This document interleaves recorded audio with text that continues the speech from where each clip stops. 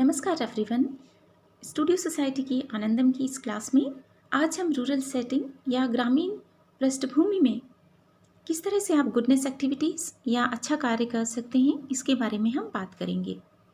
तो देखिए, आप अपने परिवेश को ध्यान में रखते हुए जो अपॉर्चुनिटीज़ मिलती हैं उसके अकॉर्डिंग ही आप अपने आसपास लोगों को हेल्प कर सकते हैं, उन्हें एम्पावर कर सकते हैं, उनके जीवन में गुणवत्ता ला सकते हैं, उनको पॉजिटिवली इम्पैक्ट कर सकते हैं। तो फर्स्ट एग्जाम्पल के रूप में हम ये देखते हैं कि हमारे जो गांव है वहाँ मेन ऑक्यूपेशन कृषि या एग्रीकल्चर है। आपके पेरेंट्स खेतों में काम करते हैं। मान लीजिए पिताजी की तबीयत ठीक नहीं थी, जैसे गंगानगर हनुमानगढ़ में तो नहर का पानी लगता है, तो नहर की आपकी बारी आना उसे बोलते हैं ना हम।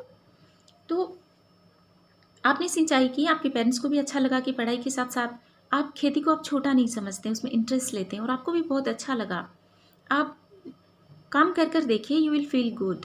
तो हमें इससे प्रभाव ये होगा कि आपके जो ट्रेडिशनल ऑक्यूपेशंस है, परंपरागत पेशे हैं, उनसे हमें लगाव रखना चाहिए। और देखिए, इससे बेरोज़गारी भी कम होगी, क्योंकि हम सब को पढ़ा लिखा कर क्लर्क बनाना चाहते हैं, लेकिन नहीं, हमें आत्मनिर्भर बनना चाहिए, वोकल फॉर लोकल, जैसा कि हमारी पीएम भी कहते हैं। तो अगर आप खेती को साइंटिफिकली करते हैं, आप इसे बहुत सारे युवा आजकल प्रोग्रेसिव तरीके से खेती करते हैं। दूसरे एग्जाम्पल के रूप में महिलाओं के साथ जो भेदभाव होता है, तो आपने ये सोचा कि आप अपने स्तर पर इस भेदभाव को ख़त्म करेंगे। आपने घर में अपनी मम्मी, अपनी सिस्टर की काम में सहायता की, सफाई, बर्तन, इससे आपकी सिस्टर को भी पढ़ने को टाइम मिला और उन्हें बहुत अच्छा लगा।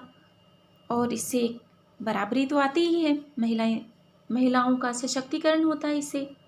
तो खुश महिला से परिवार भी प्रसन्न होता है। मैं वर्ड टू वर्ड नहीं पढ़ रही हूँ, आप इसे पढ़ लीजिएगा, पॉज कर कर भी आप इसे पढ़ सकते हैं।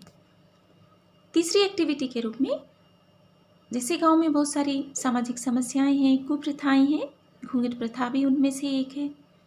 तो आपने आपकी आनंदम जो स्टूडेंट्स का ग्रुप है, 8 से 10 विद्यार्थियों का, 8 से 12 विद्यार्थियों का, उनके साथ मिलकर एक नुक्कड़ नाटक किया और इस मनोरंजनपूर्ण और एक सामाजिक संदेश के साथ प्रस्तुत नाटक को सबने बहुत रुचि से देखा, सबने सराहा और आपने लोगों को शपथ भी दिलाई और एक मैसेज भी दे दिया।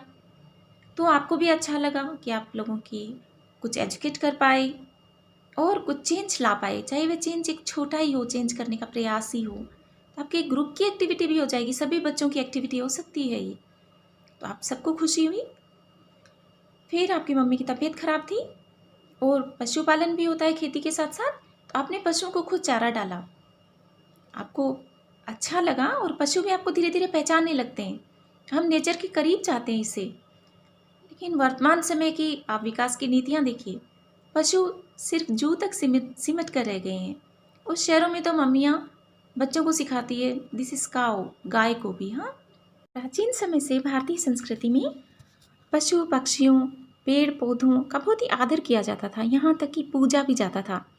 जिस संस्कृति में नेचर के हम इतना करीब रहते हैं और नेचर को हम बहुत ही संरक्षित करने वाली हमारे यहाँ परंपराएं हैं, वर्शिप करने तक का हमारे यहाँ पर कॉन्सेप्ट है, उस देश में जानवरों की या प्रकृति का इस तरह से अविवेकपूर्ण दोहन एक चिंता का विषय है।